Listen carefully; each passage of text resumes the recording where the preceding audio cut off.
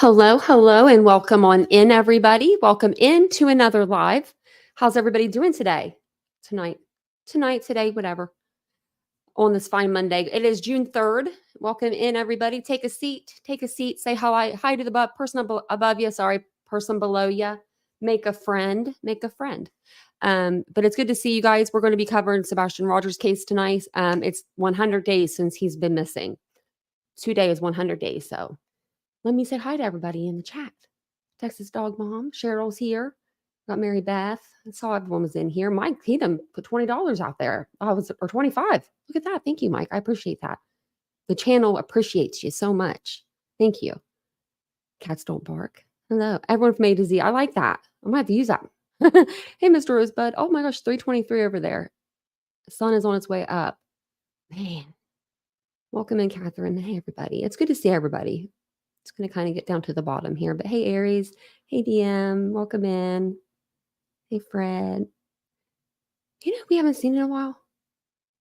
We haven't seen our Fred in a while. In a real long time. Hope he's okay. Catherine, cheers to 13 months. Hopefully 13 more. And many more than that, Oh, look at that. That's a long time. Wow. We've been here for a minute. Hey, Chastity. True crime addict. Hello. She said hello, everyone. I'm just going to repeat everyone's what they're saying. I feel like I can't talk tonight. Cat's Live member for 14 months. Look at that. You guys are amazing. Welcome in, everybody. Okay, it's good to see you guys. It's good to see everyone. You think this case might go cold, Aries? I don't know. It's pretty hot. It's pretty hot right now. I'll tell you that. I mean, the more that it is being talked about, the more his name does stay out there. Unfortunately, right now, everybody that's talking on Sebastian, it's usually something bad. It's usually they're talking about, Seth, or, people are talking about Chris and Katie, or, just people are just talking about just Katie in general. Everyone's blaming everybody. That's a whole damn blame party. So tonight we're going to hear from Tony, and y'all, you're not going to just be disappointed. I literally was going to take notes over that live. My fingers would have fallen off. I was like, we're just going to go live. We're going to talk about this because he told his wife to stay off TikTok if she didn't like what she saw about him. I mean, like, what? He's all about himself. He is. He's a little unhinged. But before we get to TikTok Tony and all of his glory, I do want to share Sebastian Rogers' picture here with everybody because it's who we're here for. Sebastian Wayne Drake Rogers. I feel like sometimes I say his name so fast, it's like one word. Sebastian Wayne Drake Rogers. He is missing. He's been missing since February 26th. He is from Sumner County, Tennessee. He's 5'5", 120 pounds. He has brown hair and brown eyes. And if you know anything or have seen anything about that's pertinent to this investigation, please call 1-800-TBI-FIND, or you can call the Sumner County Sheriff's Office at 615-451-3838. And I'm going to put the banner and have it scrolling just, across the bottom. Let me see here. And I do have an update for Caleb Harris's case tomorrow too. Just remember that. So, and we'll go over a little bit of that tonight as well. So let's go over to all my notes because I need them. We're gonna read over this article really quick. Actually, you know what? We're just gonna watch the video. We'll watch the video, and then if there's something in the article that's not in the video, then I'll read the article as well.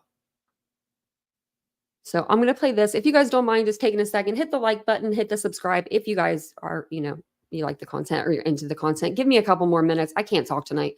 And yeah, just hit the like button and hit the subscribe button if you guys don't mind. And if you don't know who this is Nick Beers. He's from the local news channel there in the area, and he's been covering this case pretty heavily. He's like the only one consistently in the news, media. Make no mistake, Sebastian Rogers missing is not yet a cold case. The TBI, along with the FBI and the Sumner County Sheriff, tell me that it remains an active case. But authorities also say they are no closer to solving the mystery of what happened to Sebastian. In recent weeks, the most recent tip that turned out to be nothing was this photograph taken at a visitor center in North Carolina. That lookalike teen was identified and confirmed not to be Sebastian. Since then, things have been quiet. we're doing everything we can do. Every time a tip comes in, we follow up on it. Eric Craddock is chief deputy with the Sumner County Sheriff's Office and heads up the investigation. 100 days since Sebastian disappeared is a milestone, but Craddock says no one is giving up. Unfortunately, the number of tips or potential sightings reported have gone down in recent weeks. There are no more random search efforts by authorities, but based on the investigation and search efforts to date, they do have a body of work to review. I think in the absence of So he said they have a body of work to review. So I'm wondering if he means just like in general, or if there's like a certain area that they're going back to review. Because he says here that they're reviewing everything that they, have done before. information, what we'll continue to do is go back over everything we've already done once, put a fresh set of eyes on it. Maybe someone with a fresh outlook will notice something in the search area that others have missed. In the meantime, Craddock says they keep in touch with Sebastian's parents, who continue to cooperate, having talked to them just this past week. Everyone is frustrated over the lack of new leads, which unfortunately still result in crazy conspiracy theories. Oh, the rumor mill on social media has done nothing to advance this case. When something significant does happen, we will hear about it first from authorities, not from armchair detectives on social media. For now, investigators say all options remain on the table, including the possibility still of foul play. Nick Barris, News Channel 5. That made me laugh when he said, when we find out anything, you'll find out from the news channels, not armchair detectives. Well, no, you'll probably find out from YouTube first. I mean, I'm not going to lie. Or maybe TikTok, because if it's after a certain time at night, it'll probably be TikTok. But TikTok toxic Tiny Tony. Man, if you guys put a name together, I'll try to say it all in one swipe, but we'll see. Hey, ERT. Is it ERT or is it ERT? Is it just one word? I'm wondering that. Mystic, did I overdo it last night? Because you asked if you did, so I might have. So the video that we're going to watch tonight is a little unhinged. It just is. So Savage has been doing such a good job at getting these. Like when Tony goes live on TikTok, she must have her like notifications set to on, and I must not have them on or something, because I'm not getting them. But I'm like following the dude, and I'm following Sebastian's army, which is AKA Tony Mathis, because nobody will follow Tony on his own personal TikTok. So he has to use these kids, I feel like. So Tony has taken this case, I feel like, in a sense, he's made it into a circus. Him and Seth are like the ringleaders in this little circus game that's going on. They are doing the mostest, I feel like. Tony and Seth, I feel like those two feed off each other a little bit too much.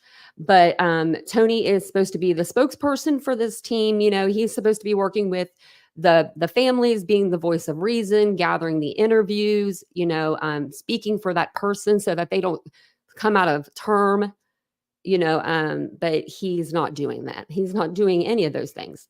He's going on to TikTok at night, going live where there's like 11 people watching him. There's like nobody in there watching him. And those 11 people are probably screenshotting it. And then after the live is done, the TikTok is gone. I didn't know that until this case, because I don't use TikTok very often. I just post and then get right off. But I didn't realize that once you do a live on there, like you can't rewind. There's no replay. Like it's live and it's done. And I didn't realize that. So you really have to be on it. And she's been on it. She's been on it. Totally terrible, toxic TikTok Tony. That's a good one. Man.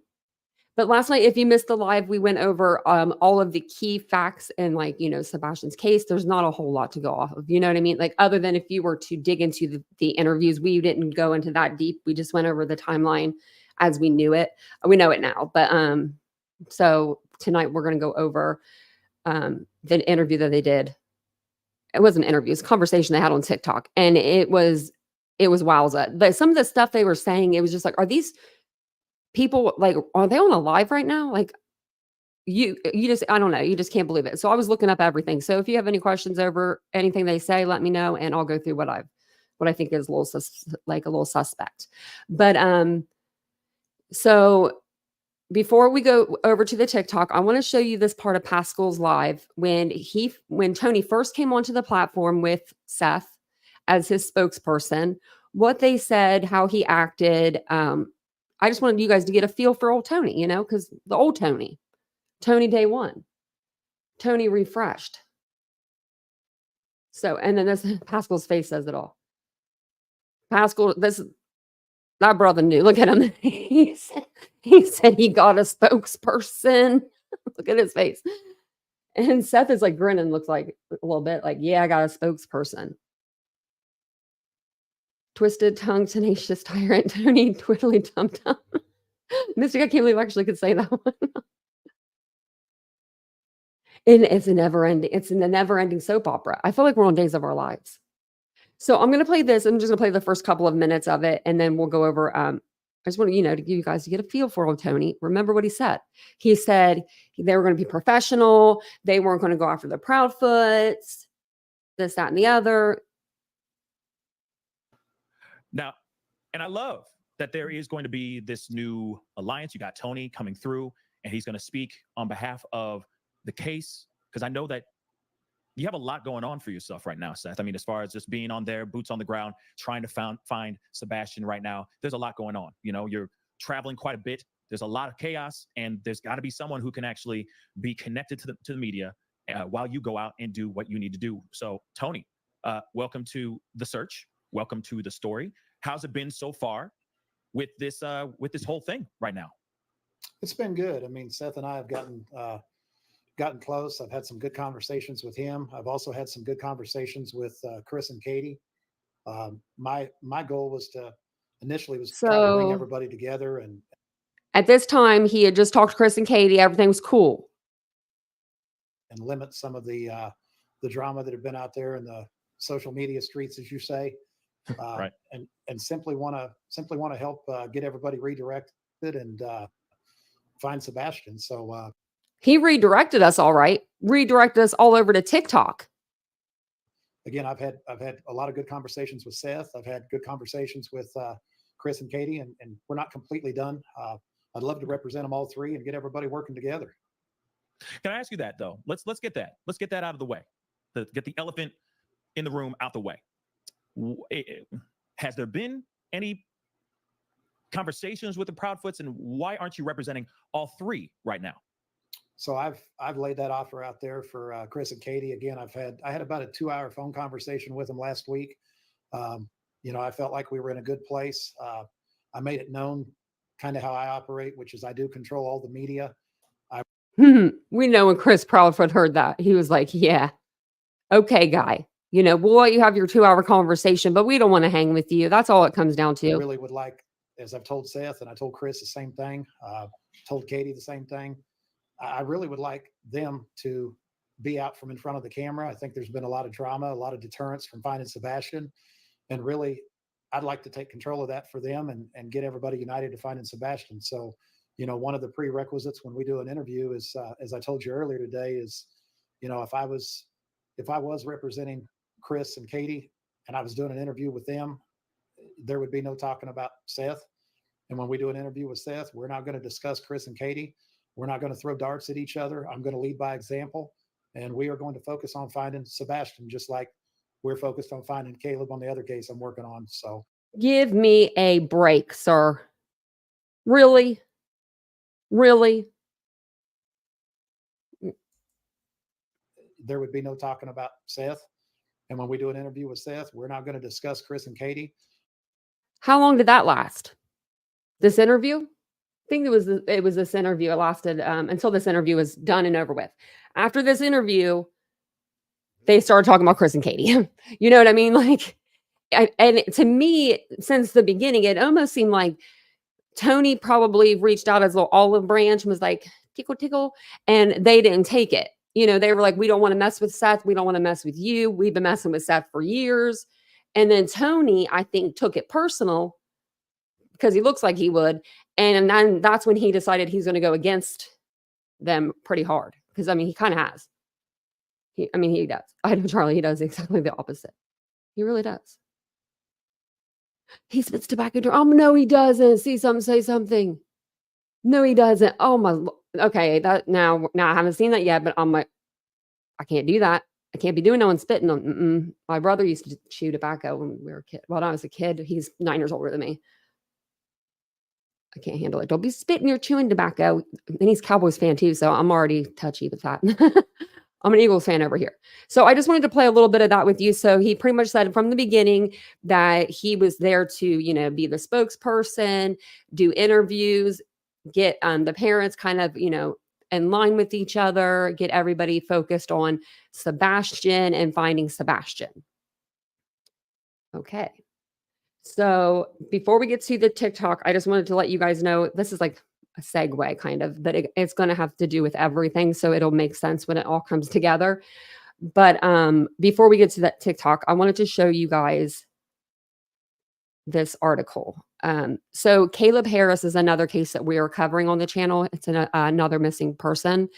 And Tony Mathis started his whole PR, public relations spokesperson career with Caleb's case because he works with Caleb's dad, Randy. Caleb's went missing, and I was reading this article earlier, so we do have an update kind of in that case. They are suspecting foul play, and there's a little bit more to it, and we'll go over it in our next live over that. But I think that Tony's been booted from Randy's team. Now, I don't have concrete proof of that yet. I might just call Randy my dang self. Because I guess there's a hotline number out there. I don't want to bother Randy, but I'm curious to know because him and his wife are doing a great job on handling the media without Tony. And I don't want their good name, like the goodness that they're doing for their son, like for people to think that Tony did that when Tony hasn't done anything. So it says in this article, it says he spent countless days and nights looking for his only son. Where's Tony been? We've never seen that. Every week, he continues to make the trip to Corpus Christi, sometimes searching for his brother with his brother-in-law and father-in-law, other times conducting surveillance on his own. So he goes to Corpus Christi once a week to meet with investigators and to search for his son. Where the hell's Tony? Where you at, Tony? Can't be with him? Can't be with your friend? I mean, this is supposed to be your main bread and butter, you know? Like, this is your person. This is your person you're helping. Because he's a volunteer. But now he says that his client, he calls Seth his client and he calls it a job. So we'll see. What else? It says something else there. Randy Harris meets with detectives on each weekly trip, often returning home to the Hill County country without any new information.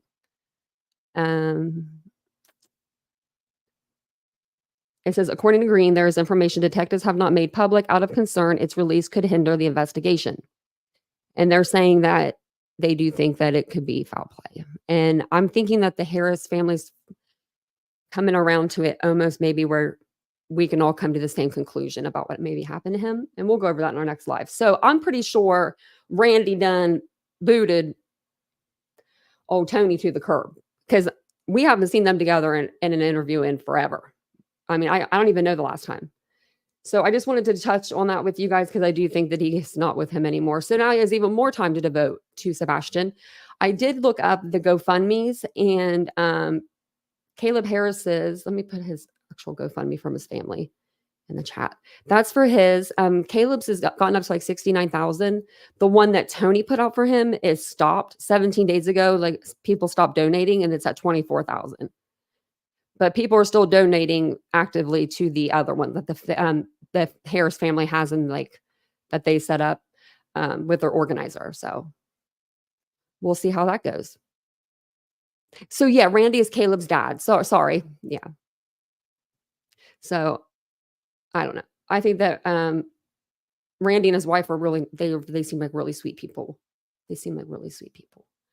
Just from the videos that we've seen. Okay, let me put Savage's live in here. You guys, whoever was you guys that were in the chat, like Savage's chat was lifeless. Like when I was sitting here listening to it, I'm like reading the chat and I'm just laughing because everything I was thinking, you guys were saying it in the chat. Like you guys were so quick with like just calling out his bull crap because it was a bunch of bull crap. Thanks, Kathy. Yeah, it's going to be pretty entertaining tonight because I was on one earlier. I was coming out of pocket. And we'll stop it here and there, and we'll talk about what's going on because it's a lot. It's a lot. It's a lot. And so when we're going into it, like the first couple of minutes, I forget actually what is even going on because I've listened to like half of the thing. But she's like it's getting caught up. So if you hear me pause it like right away, I'll let you kind of know what's going on. And I have the closed captionings on. If anyone needs them off, let me know if it bothers you guys. Oh yeah, absolutely. And that's what I was going to say that to you, Tony, earlier when you brought up the witness list. Yeah, during discovery, like I said, you're going to bring up an initial witness list, potential witnesses. Now, can you always add? Yeah, a lot of times are key witnesses and expert witnesses. And I want to let you guys know they talk in this live like there's a crime that's been committed. Like as of right now, there's no evidence that a crime has been committed. That you add on later. Could Sebastian be considered a key? Yeah, absolutely. Now you can throw him on there if you need to. In the beginning, I'm sorry, I'll tell you what they're talking about. They're talking about the custody dispute with Nina, I believe. Nina Gomez. Well, and maybe out of respect for Seth or, whoever. Yes.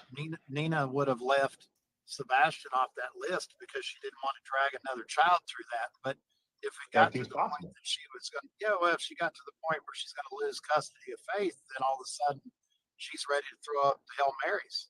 Yeah, oh, absolutely. Absolutely. Wait, what? Well, then again, guys, this is a theory. This is a theory of mine and Delta's. Yeah. Do not run with this, okay? Do not run with this. Yeah. This is just a theory. Just because Tony's in here and talking about it too does not make this legit. This is just a theory. And understand, Tony at no point during this agreed with anything me and Delta said. So that doesn't mean he's on board with this. What I like about Shane, you and the other Tony is, Tony reached out to me and said, hey, do you have issue with us sharing this? The thing is, even with Seth, we don't have any issue with anybody discussing theories, talking about the case. The issues when the attacks start. I mean, if people are having productive case discussion, that's what the true crime genre is all about. Well, let me say. Ocean in the comments says that I work in family law and it's highly unlikely Sebastian would be allowed to testify. Go ahead, Shane. I love it when you automatically have a lawyer in your chat, right? We've got the live creator. I don't know how many she has watching her because it doesn't say, but looks like, what is there, 25 in Shane's chat. Then you've got Sebastian's army down at the bottom right, 4 people watching. Is that what that 4 means? Or is that what that thing means beside it? Let me know. If that's individual live streams being done and that's how many people are watching them, or those tokens. Help me out with that one. Like, you see the number? Because to me, it looks like our backstage almost on StreamYard where we have like a little number that tells us how many are in our live chat. So you guys let me know. Ashley, you know TikTok pretty well, I think. Is that little number up there, is that like tokens or is that like people that are watching? Thought it was likes. Oh, Angelica, I could be wrong on both of them. It could mean likes. I bet even one of you guys will know because I don't know. But yeah, you can hit the like here. It's free. It is free. Is it likes? The people that are watching are on top right. The little tokens are the likes. Okay. So those are likes. And then I don't see the top where it would tell me how many is in there. So, because like the most I've seen in the chat, I haven't seen that many. I mean, there's been a lot, like hundreds, like a few hundred. But I'm just, making the point that it literally will be on and off and within the live. Like you can't go back and watch again. And let me put Savage's live in here too, because I'll forget. And this is amazing. She's been amazing for doing this. He would be highly unlikely what? To testify. Well, you got to understand something though. She may know that, and we may know that, but not all criminals or people thinking with a criminal mind know that. But why wouldn't he? If he's 15 years old, why wouldn't he be able to testify? He would be. I don't know. We got a lawyer in the chat, And though. I mean, at the very least, they could assign a guardian ad litem, right? What's a guardian ad What's that? litem? I said at the very least, they could assign a guardian ad litem to get his. Yeah, absolutely. Yeah, no, he can testify. Yeah. Like a power of attorney? I don't know what a guardian of whatever, a guardian of blah, blah, blah. I don't know what that means. It must be something for someone that's under the age of 18. I don't have kids, so I mean, I don't really know a whole lot about that. So that might be what it means. I don't know. I mean, are you a family attorney or you just work in the field? There's, it's different thing here. Well, and I think And this is Tony talking right here. with him being high functioning, I mean, clearly they would have to qualify the witness, so to speak. And I think there would be a He's autistic. What do you mean, Tony? Why do people make it seem like that's like also it's a problem? Like they're not going to be able to do something.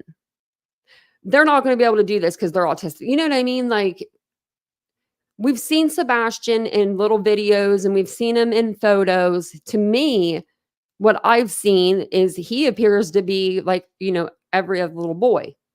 Like we saw him on the playground running around. He doesn't appear to me like he cannot, talk to somebody or speak.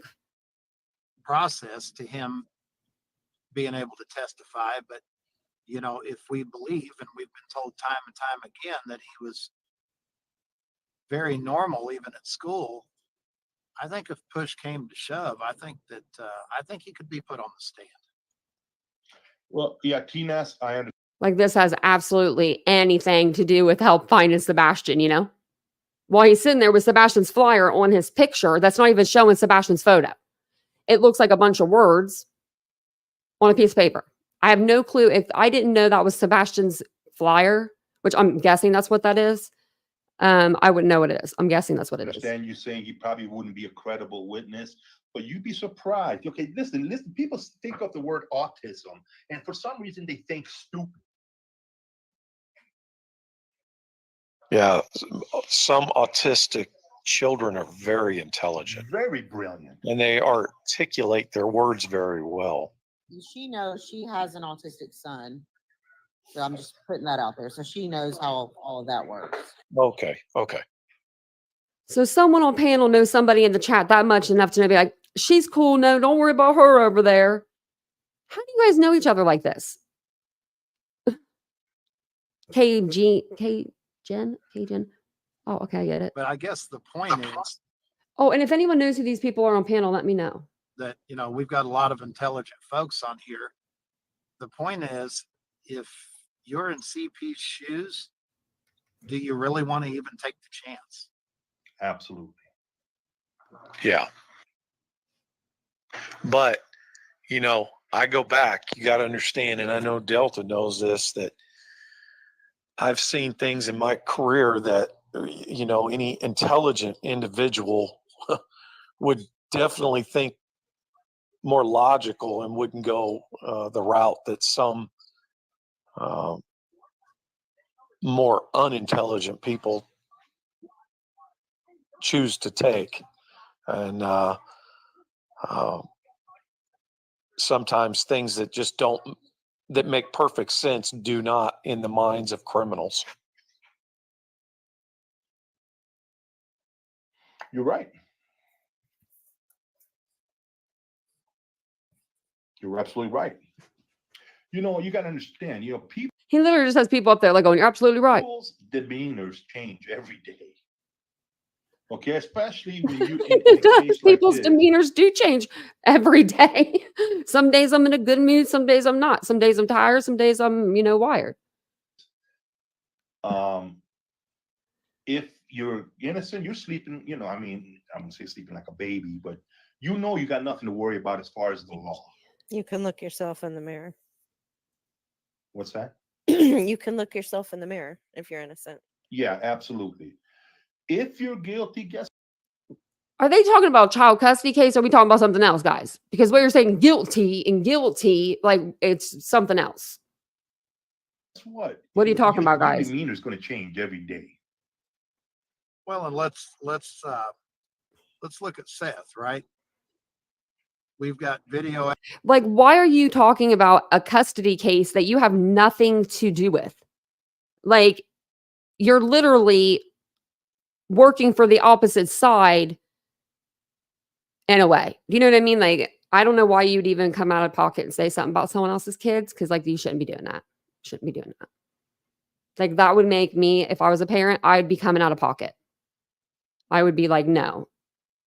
After video where he's lost his cool with an interview. What we have One time. And he didn't know he was being recorded, which doesn't matter. But it was one time. And how many times has Seth been acting crazy? to worry about with him is keeping his composure. We don't have to worry about him getting his story straight. Right. Well, no, we do. And his energy is coming from passion and love for his son and fear. And that's all it is. Yeah, and I'll tell you, as someone who's taken behavioral and interview interrogation tactic classes and stuff, I at no point felt at all, and I'm a very skeptical individual, very skeptical. Everybody is suspect in my eyes until proven otherwise. But I was so comfortable with what I saw in the video with him that I ruled him out immediately, and that's not like me. Yeah. I would Like, he's a detective. Like, he matters. Like, this guy, like, your opinion. I mean, really, though. Come on. challenge. I at no point felt. And I do want to say about the behavioral and stuff about Katie and Chris. If you believe the behavioral panel with their millions of subscribers or whatever, they said that Katie and Chris appeared to be genuine and appeared to be like they were genuinely concerned for where their son could be. At all. And I'm a very skeptical individual, very skeptical. Everybody is suspect in my eyes until proven otherwise. But I was so comfortable with what I saw in the video. This is Delta like 100, I think it is. This is going to be the bottom left-hand side. With The him, little bubbles don't move when they talk, which is, I don't like that.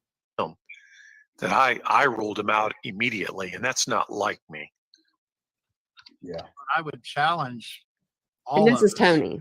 productively to look at every interview Seth has ever done, even far before I got involved. which We're going was to. 2 months before I got involved, and find an interview where he contradicts himself.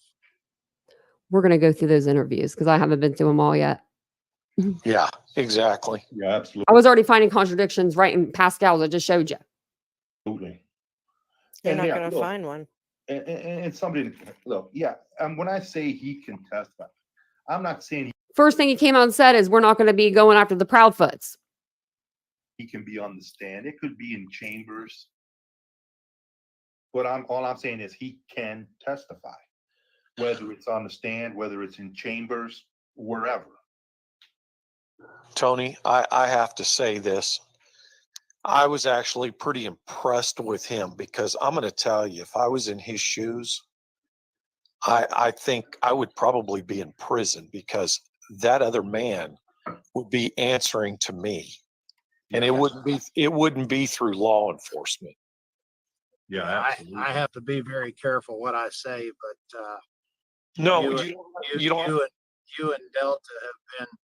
We've talked offline, and I think you guys know me well enough to know that I don't think I'd be waiting for LE. right. I don't think I'd be waiting for Absolutely. Ellie. But he's going to go on to say that he thinks like that the people in like the investigators in Caleb's case are getting ready to break his case wide open with all this new technology and all this stuff that they're doing. But okay. You know, and I watched all of Betty's Thank you, Mary videos Beth. 'cause I really like her as a true crime person and just a human, and I really like her for what she stands for in this case. But He likes what Betty stands for in this case. Do you think he still likes Betty? after today, after her thumbnail, after her little live? Is it still up? I didn't watch it, but sure heard about it. She probably took it down. Knowing me and my luck, I didn't go over there like clip it, but her live was like, yeah, she took it down.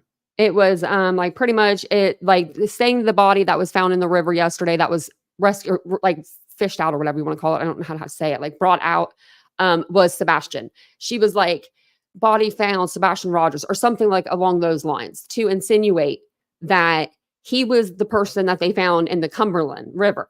The one that I came out and said last night, right on the beginning of the live, hey guys, you know, that person that they found in the Cumberland, it wasn't Sebastian.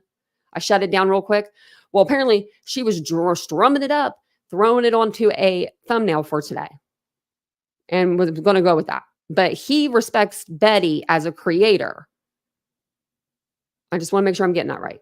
Was on one of her lives, and somebody was I mean, if JLR is staying away from you, there's something really wrong. I mean, if he'll run after Alec Murdoch and say, you're guilty, Buster, you did this. If he's willing to do that, but he's not willing to stand with Seth, I don't know, something's up. early on. I will tell you that Seth and I did have, just like Randy Harris and I have, we had signals in an interview and very normal type things where if he didn't want to take a question, he would let me know. Or if he wanted me to take the question, he would let me know. We've seen every interview. I have never seen no virtual hand signaling or nothing like that ever. Ever. We never even hear Tony talk unless he's spoken to, and that's like rarely because they don't care about him. All of that is very, very normal for an innocent grieving father. But somebody made virtual signaling and all of that. That's normal for a grieving father. I would say that's not normal, actually. To know to do some virtual hand signals and to do some weird phone stuff and texting each other. I wouldn't know to do all that and be doing an interview at the same time. I couldn't do that right now. As a creator, if you ask me right now, text somebody and talk at the same time, not a day in my life. Can't do two things at once. Live that I was giving him hand signals, and in her long interview, 2.5 hours, and she said she went back through and watched the whole interview and she never saw anything. And she said, I don't know why he would need to do that because I could hear them texting each other while the interview was going on. Well, busted. I reached out to Betty and I sent her a screenshot, and there was 2 texts that I sent back to back. And it was 1 hour into the interview where he really got emotional. And my only text to that man was, deep breaths, buddy. You're doing great. And that was it. Yeah, right. The rest of that was just Seth in the raw, Seth being broken, Seth being emotional, and him being an innocent, grieving father. Listen, I didn't see any Tony, of that. You don't have to explain to us. I guarantee you, and I'll say this, that any detective that was watching that interview and saw that. Sorry. This individual was saying. I just, a lot of people, and here again, or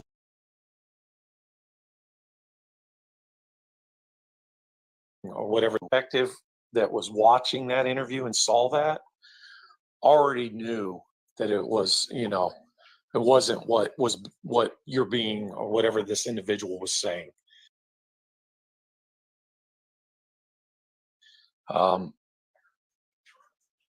I just, a lot of people, and here again, a lot of people, and I'm not bad mouthing anybody, okay? So please don't take this any way.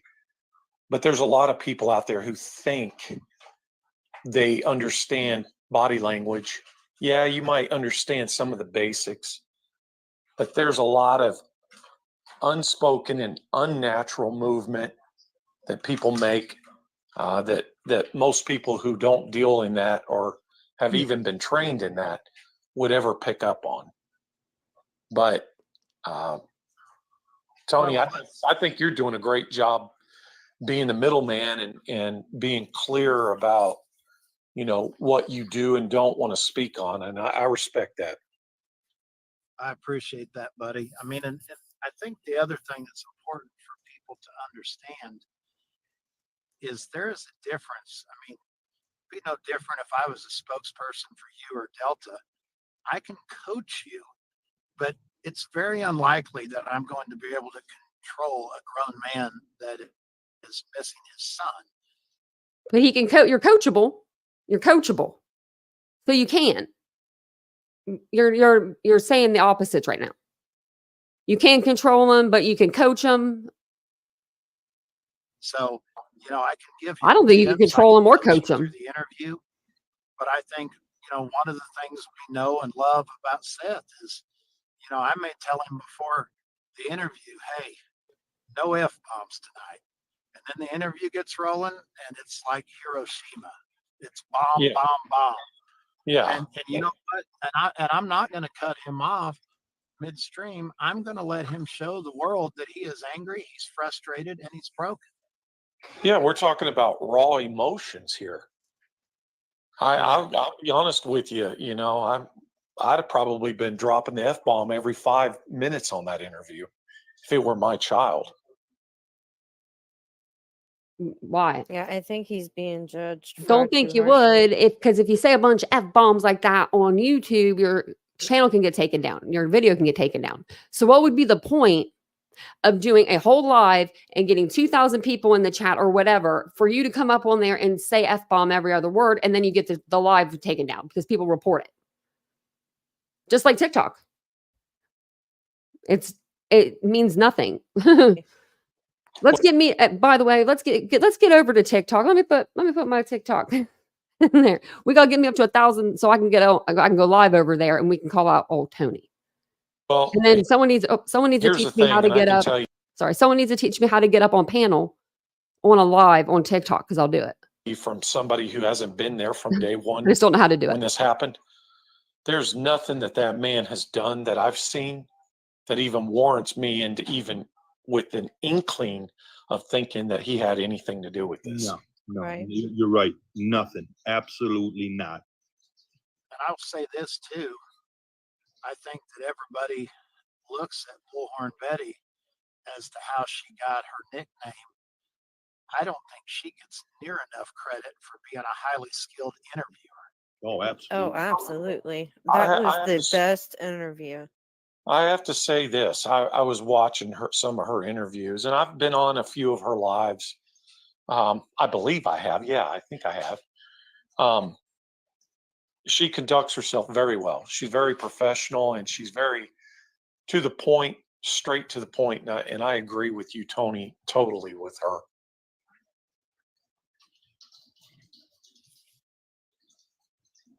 You know, you can't hide being a Yes. dummy. You And she clearly has a high IQ. can't hide being a dummy. Well, no, you sure can't. Sure can't. I mean, she's articulated well. She understood how to get the story out of Seth and still respect him and show love for him. And honestly, I think she did Talking as about good of a Bullhorn. job as even the mainstream media folks, probably better. Oh I yeah, would say absolutely. better. What did Betty give him? Like, what rugs is he on right now for him to be saying this about Betty? Is it he don't know her yet? But he saw her thumbnail, I'm sure, from today. This is from last night, so maybe he'll be on tonight to talk about it. But Better. Absolutely. come on, Yeah, Betty. absolutely better. She did it with no sensationalism. She did it with feeling and heart. And no drama. Right. You wasn't in that chat. That was a really great interview, and I thought he responded perfectly. Yeah, she did. Like I said, she did a phenomenal job. She knew exactly. I mean, very, very professional. I tell you, when I was ever in an interview, I wish she was the one that would ask me because that's how good she is. Well, she's That's probably the most professional, unprofessional that I've ever seen. And what I mean by that is someone who's not in directly, like your talk show hosts and stuff like that on TV. She does a very good job. Well, and the thing that people don't see is that before that interview, we knew that interview was coming for about a week. And Yeah, you 4 or 5 dumbasses. Of days course you before that did. interview, Of course you knew the interview was coming. You were doing an interview. He said, well, we knew for about a week that interview was coming. What do you mean? Normally when you do an interview, you do it before you know about it, you plan it out. Hey, can you do an interview? Yeah, sure, man, I can do an interview. Okay, this day, yeah, that works. She did a drive-by chat. She sent a Drive-by full live. itinerary, bullet pointed out, with Bullet directions as to pointed. how to handle any drama, as to what her mods is capable. That's because okay. That's because she deals with trolls so much. You know what I mean? Like, if you have to say, mods, be ready, mods, get ready, then don't be modding, man, because that's a bad deal. capabilities were, and two, how to handle if there was a question asked that we didn't like or She didn't want to said this is answer. how you deal And with she gave us a drama. chance to strike any questions on the itinerary well before the interview. And we have not had, that's what I expect from most of these people, but that's not what we get. It's very generalized. It's over the phone. You know, I'm going to ask him questions like this, and this, but I've never gotten it bullet pointed like that. That's awesome. Yeah, that you look this It was one of the there's a bullet lot points to going on here compliment her that shirt. know what they're doing. Compliment me every hour, please. Okay, and do it with respect, and they just handle themselves great. You know, Kayla, I'm going to consider you one of them. You know, Is there a part at the bottom that it says, do you want to start a conspiracy? And it says circle yes or no. you know, you keep this platform alive, you keep Sebastian alive, you keep us updated. Tony, again, I give you Thank you very bad. utmost respect on what you're doing, what you're going through, and what Seth's going through. I mean, I pray every night for both of you. Appreciate it, buddy. How is he doing? You know, Oh, there he she is. was, There's Kayla. he was a little wound up today about a few things that were out there in print form on different media sites, but all in all, he's doing okay. I mean, we still got some jokes out of him, and you know, we try to keep him lighthearted. We try to keep him joking and laughing, and you know, there's probably going to be a time in the next 3 or 4 weeks where I'm going to probably go back to Tennessee and probably going to spend a week or two there and just, you know, give him somebody there by his side. That is so nice. of He you. don't need you. Yeah, that's amazing. That's great, Tony. How are you doing? I'm good. I stay good. No, you don't. You have more energy than I do. I don't know how you do it. He does have a lot of energy, right? How is old Tony? I'd say he's in his 50s. So does this happen? Is this a thing? Like, someone let me know, okay? Because do you get like a second wind when you get older? Because I'm 38 right now, and I'm exhausted all the time, right? I'm exhausted all the time. But my grandmother, at the age of like 55, 60, she was doing circles. So do you get like a second wind? Because Tony is literally all day, he says he works as a crane operator or whatever. And then at night, he's on TikTok. So all night long. Crime time. I couldn't even say that one. No. TJ Seth is innocent. Well, yeah, we didn't say he was guilty. Technically, he was at work, he said. He was at work. And he went an hour early, too. Wonder why. To hang out in the garage. Yeah, you just you got to realize that what your job is. Your job is to take the arrows so your client doesn't have to. And so now he's a client. Now it's a job. Wonder if he's getting paid. If there's arrows to be taken, it's me that wants to take those. So, you know, people say, well, you've got really thick skin. You've been attacked. You've been this. You've been that. That's just part of the job. Yes, and let us say that even though you handle it very well, it doesn't mean it doesn't affect you.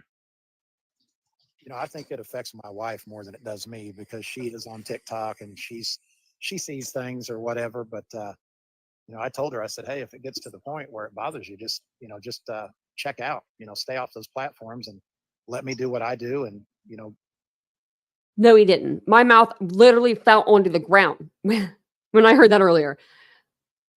9 times out of 10, right? I'm going to say, if you are in a relationship with somebody and one of you guys have TikTok, it's probably going to be the female that has the TikTok first. I'm just going to say, you know, like 9 times out of 10, 8 times out of 10. I don't know. But so she's probably been on TikTok longer than Tony has been on there, I'm assuming, or the same amount of time, we'll say. And he's telling her, go uproot your social media and you get to kicking rocks if you see something over here you don't like, because I'm over here on TikTok. I'm TikTok Tony. So yeah, he told her, he said, you can just go ahead and go to another platform. I hear Facebook's hiring. Go on to something else. Oh, Somebody Austin, asked a question there, absolutely. how's Randy and Becky doing? Kelly, they're doing well. I mean, Randy and Becky are very plugged into their faith. And you talk about people that are strong. They're as strong as I've ever seen. Are there any new leads on Caleb?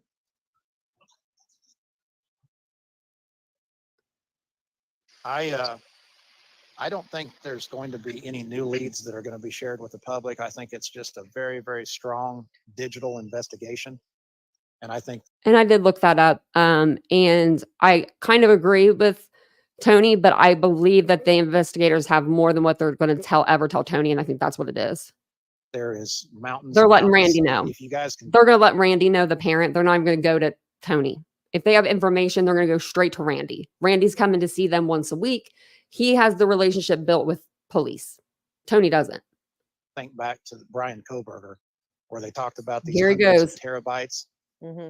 Listen to this. I'm going to take this back a minute because he tries to compare Caleb Harris's missing person case with the Idaho 4 massacre. Investigation. And I think there is mountains and mountains. If you guys can think back to Brian Koberger, where they talked about these hundreds of terabytes, Mm-hmm. I think we're looking at something. They had 5 cell phones or more. What are you talking about? And then all of the cameras. What are you talking about? We have Caleb Harris walking for about 30 yards, Similar to that. Oh wow. maybe getting into a Yeah. car. That doesn't surprise me. Obviously getting into a car.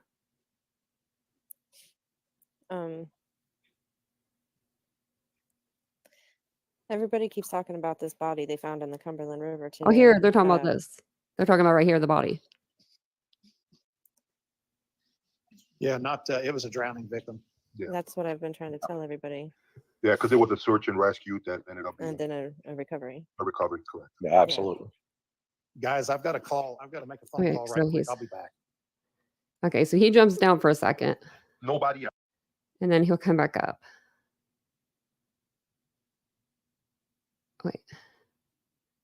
Oh yeah, he's not up there yet. I thought that was, for some reason, I thought that was like Katie. Oh wait, is he down there? No, that's not him. Yeah, he jumps down, he makes a phone call. I'm assuming it's to Seth. That's what I'm assuming. I don't think she's involved in any way. She had way too much to lose. Yeah. Welcome. Okay, I'm gonna go Say back to that. psychiatrist.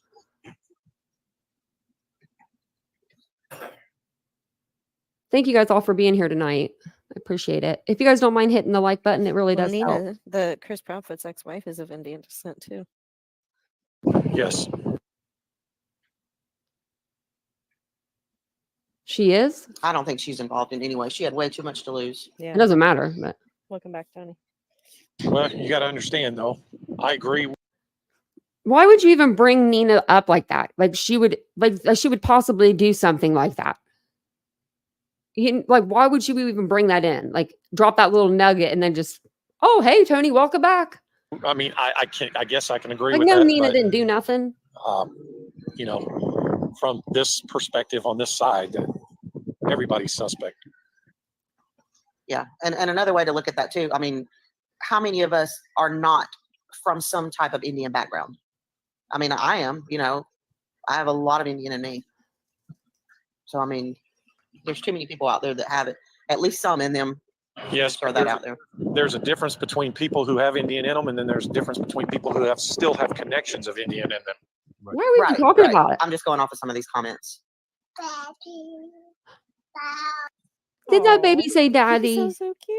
Again, okay, you guys keep going. Again, I Okay, that baby was super cute. don't know who this Nina is. So. Nina is Chris Proudfoot's ex-wife. Nina's okay. So what does this have to do with anything with Sebastian?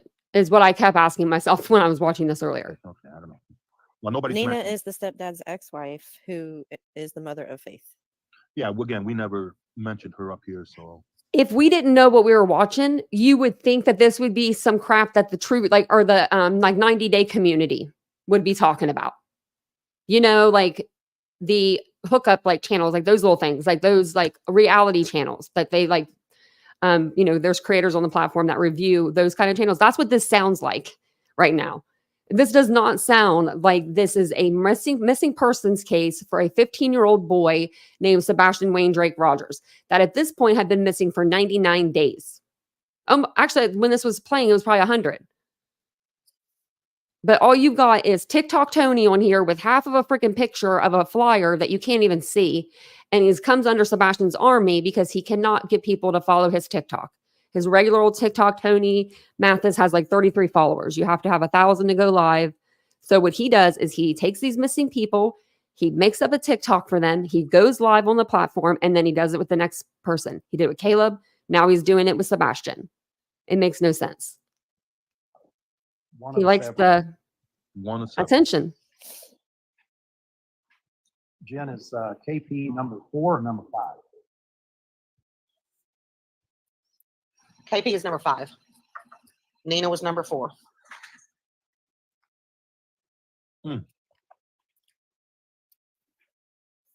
Like, why does this matter? It'd be interesting just for my curiosity a I little. mean, I had a friend growing up. Her mom was married, I think, 6 times. I went to like 4 of the weddings, to the point where my mom was like, she gets married again, Tony, you're not going. Like, it was a joke, But yeah, I mean, some people get married a lot. I don't know. I probably wouldn't do it, but some people do. Who divorced who on each of those? Like, curious to know who divorced who on each of those. Like, well, how does that even get us closer to finding Sebastian? I know who my money's on. Right. Yeah, me too. And I would love to hear from the other 3. Right. That's what I was getting at.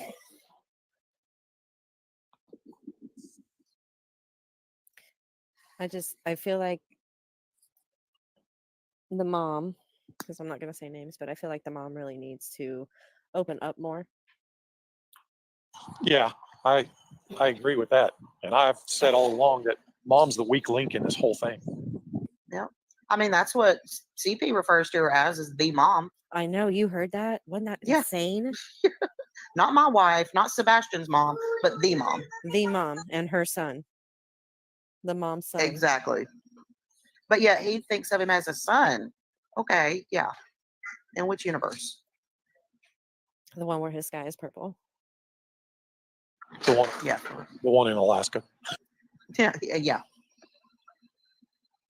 And I think the secret is not just the KP talking, it's the 3-hour phone call.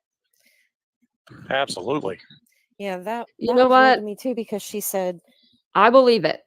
I believe the 3-hour phone call did now. I didn't know if I believed it at first, but I do now.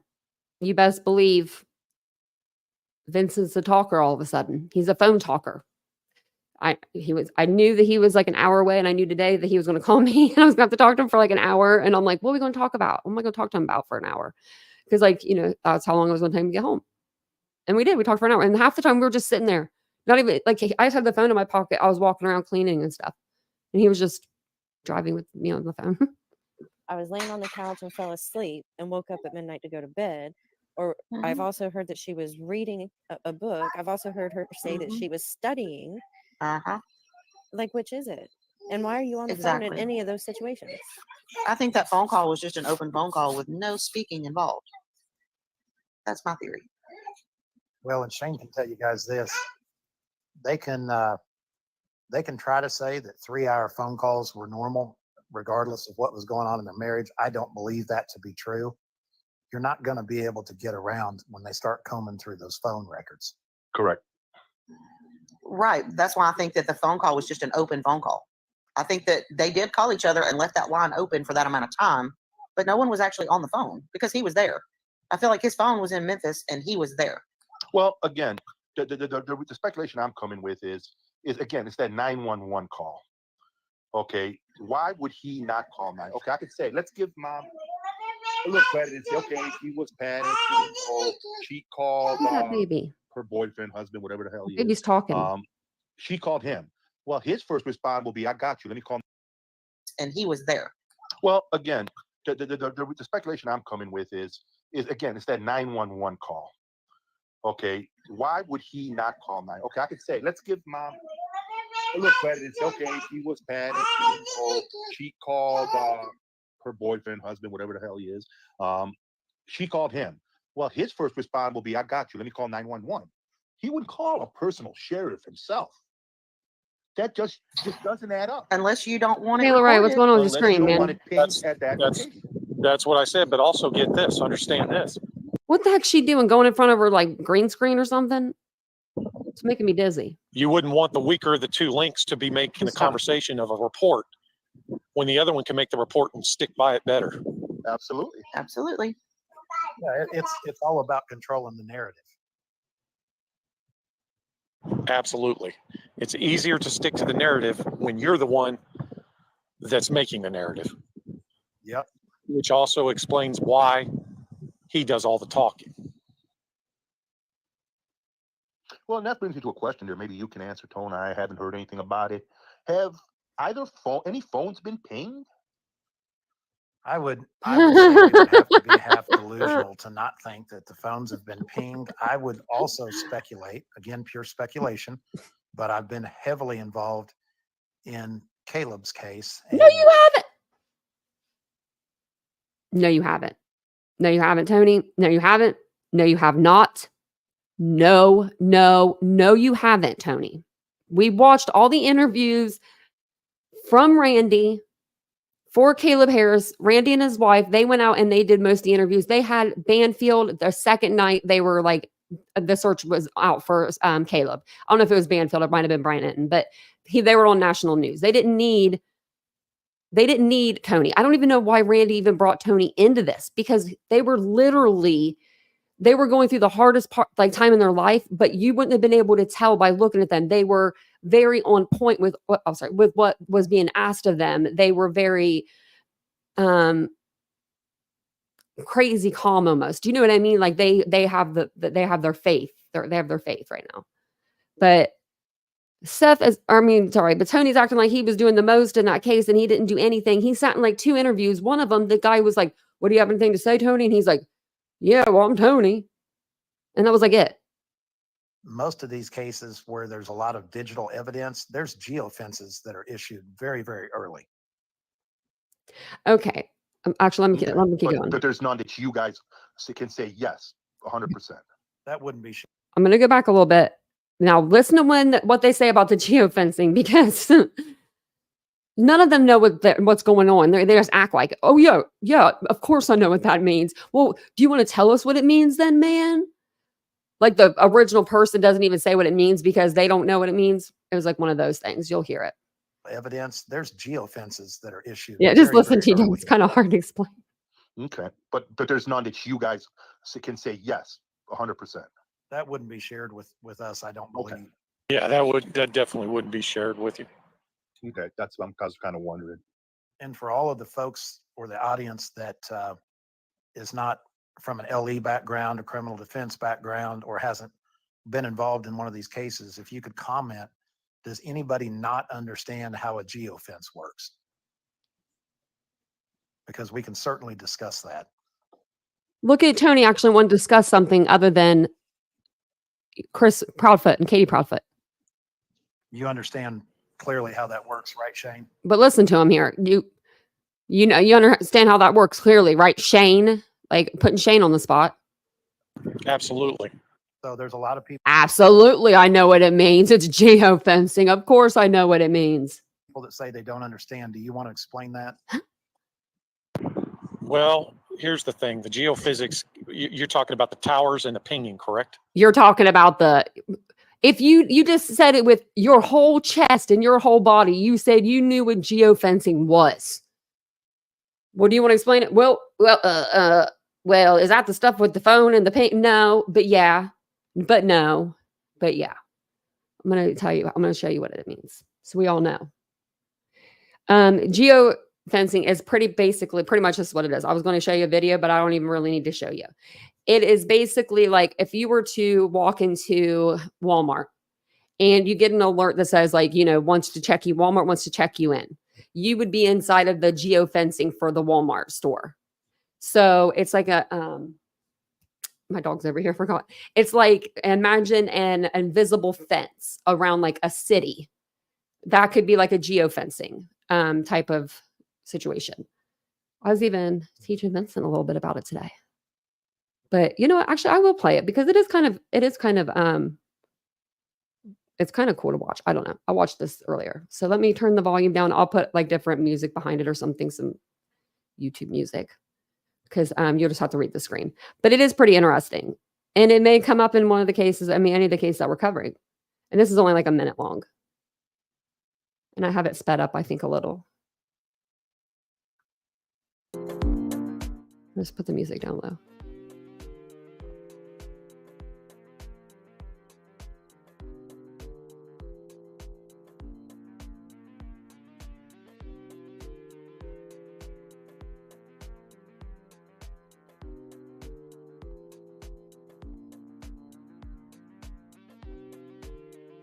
It's weird listening to this music without the screen being up.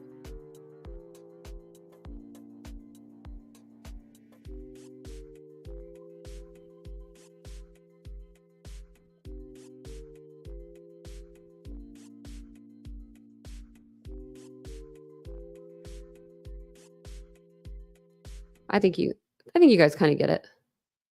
You get the process. So it's basically like literally just putting like an invisible kind of a fence around your location. And that gives you it'll give you data that's going on inside of that proximity, like of that area.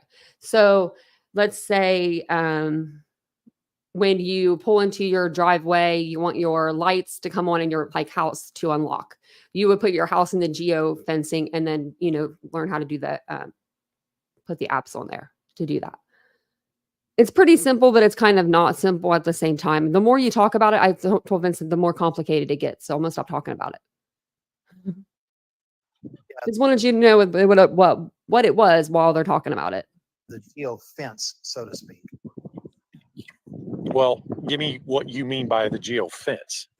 So what So he said he knew. They have the fence is obviously a figurative term, not a literal term. What they do is, let's say they have a point of interest at 3 o'clock in the morning, like they do in Caleb's case. They will pull an area based on the triangulation of the tower, and they'll be able to tell you every phone number Absolutely. that was active in that area at that time, and it's highly, highly effective. Yes, and they're able to do that at different times. So that basically, in essence, if that number at any point rang, or I should say not just rang, but was answered and or made a call, it would show. Yeah, exactly. And they're very specific with those pings on the geofence. I mean, I'm talking within 30 feet or so. Almost down. It's almost, I forget what it is. It's actually, I think it's almost less than that. Yeah, it's if you look at again, different stuff, but if you take Letitia James, remember you heard her trial where they pinged his phone at her house. That's correct. And so, like for the folks in the audience that were commenting, if Shane, it's if you look at again, different stuff, but if you take Letitia James, Who's Letitia James? Does anyone know what case he is talking about right here? Because I don't know who he's talking about. But it says Letitia James, maybe? I don't know. remember you heard. Forget what it is. It's actually, I think it's almost less than that. Yeah, it's if you look at again, different stuff, but if you take Letitia James, remember you heard. I don't know who that is. For her trial where they pinged his phone at her house. That's correct. And he pinged his phone at her house. I don't know what case he's talking about. The folks in the audience that were commenting, if Shane and Delta and I, if there was a crime that was committed at an intersection of a 7-Eleven at 2:30 in the morning, they could put a geofence over that area, and they would clearly be able to see that the three of us were in the parking lot of that 7-Eleven. It's crazy. Yeah, it's very effective. Now understand something. If they were able to pick it up, now let's say that the phone rang and it was with this location that they were checking. If there's no talking, that's how they can connect you to it. So if you're talking and it hits on that phone, then we know without a doubt that's where you were at. Someone's got to pick up the phone. Now, we can only assume and speculate and say the phone was answered, nobody's talking. Then we can only assume that you were there, but we know without a doubt that your phone was there. So we're able to check to, that's how they would align you up with, whether you were at a location or not, for sure. You'd have to be there to check the phone, though. Yeah, absolutely. You'd have to be at the location to check the phone to answer it. Yeah, it'll triangulate your phone, not your personal body. But Yeah, your so let's just play through this. Or like we have computer chips in our body. Like, it's not going to do that to our body, is it? You've got so many things, right? And So one of you many guys made the things. comment that there's just no perfect crime. I had a long conversation with Jennifer Coffindaffer, who both of you guys know, and she told me that in today's time, she's not sure that she could get away with the crime, and she knows how to do it. So you start looking at Ring doorbell. Oh, Jennifer, did you say that? Well, you can't you can't actually. You were caught on camera committing a crime. Cams, traffic cams, cell phone pings, geofencing. It makes it virtually impossible to move around any sort of a neighborhood or city without being caught somewhere. Oh, absolutely. Absolutely. It's just a matter of understand that an investigation also is only as good as the detective that is working it as well. Yeah, absolutely. Now, again, And Not only what- the talent of that detective, but the lack of pride that would allow him to be able to use all of the resources available. Absolutely. yeah, the only so they're insinuating that the cops are not using like the FBI resources and all of that stuff that they have available to them. perfect crimes I've ever seen. And look, I mean, you got the mob involved. That's a different story now. Only So there- perfect crimes I've ever seen. You got the mob involved. Why are we bringing the mob into this? There's things they can do we can't. There's things that they can do that we can't. But yeah, to me, I mean, anybody can just because unalive just somebody. because crimes haven't been solved doesn't mean it's a perfect crime. No. A perfect crime is where you don't even hear about it. Yeah, and I've said time and time again, you would be amazed as to what your vehicle's black box is recording. No. Yeah, absolutely. That's why I think that the motorcycle was involved instead of his Or that- truck.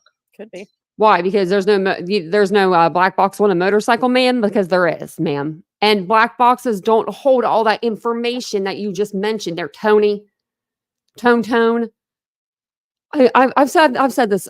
I think it was in Idaho. I've said this in a lot of cases when it has to do with black boxes in cars. So I'm going to read it to you guys exactly what the black box records. Actually, I'm not even going to read it for you. I'm just going to tell you what it records. Whenever your black box goes to record, it records 20 seconds before a car accident and 20 seconds after, like prior to whatever happens, the collision or whatever you're trying to record. It records collisions. Just like in airplanes, that way they can see if it was the person that was driving the vehicle or if it was a mechanical failure in the car. And that's why they have these black boxes. They record your speed, if you brake, if you hit the acceleration, seatbelt. I don't know if I said that one, things like that. It doesn't tell you where your vehicle was on this day. It's not a GPS. Like all these people, they just, it's not.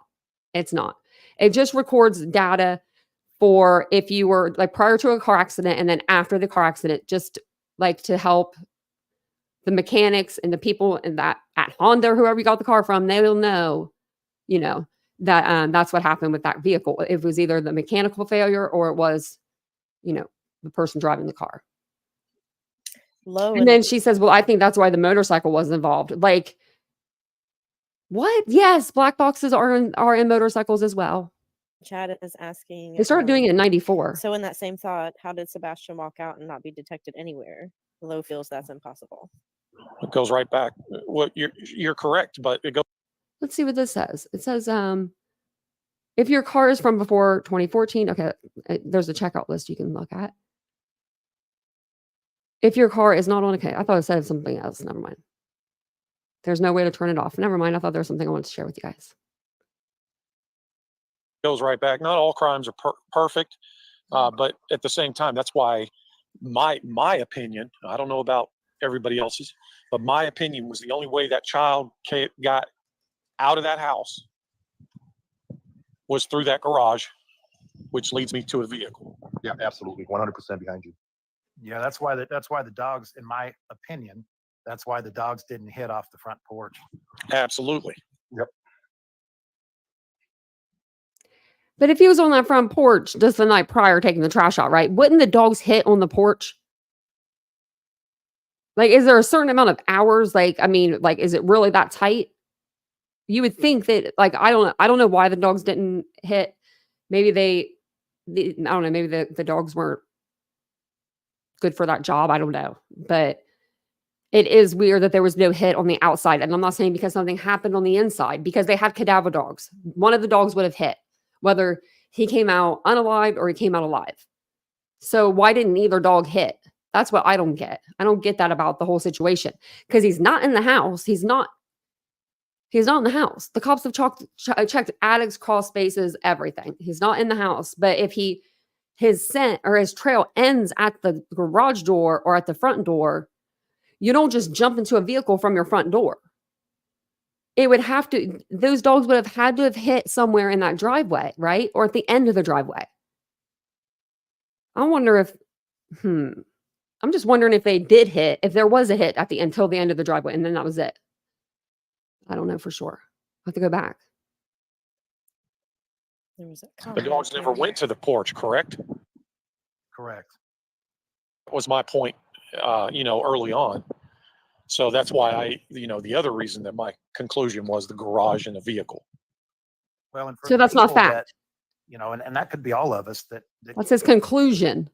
get these feelings day to day that they just don't have a clue. I never what heard him happened. say he went I'll out. go back to a the statement I garage. made early on, which is Chris keeps saying that he went out the front door. They think that he went out the front door because that's the only door that was locked that he could lock from if the you outside. understand how these Oh, prosecutions thank you, work, or Mike. these searches Oh, work, thank or you these so missing much. children's cases work, when the DA gets involved, that is one of the most powerful bits of evidence that's out there that nobody is paying attention to.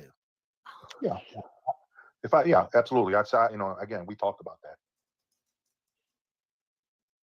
A DA would get involved only, again, if it's a missing person, does the DA usually get involved? No.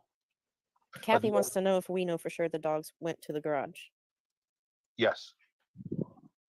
Well, I said that once before that, that's based don't on know facts that that for a I've been told. I wasn't there, so, I can't say factually for anything on this case because I wasn't there. But you just said the facts that you were told. So you don't put facts in that sentence. Things that you were told is what you should say. If you don't know facts and you don't have facts, don't put facts in your sentence. You know what I mean? I How many would times say can we from the say facts facts? that we have received, yes. Yes. That's what we heard. That's where they lost the scent.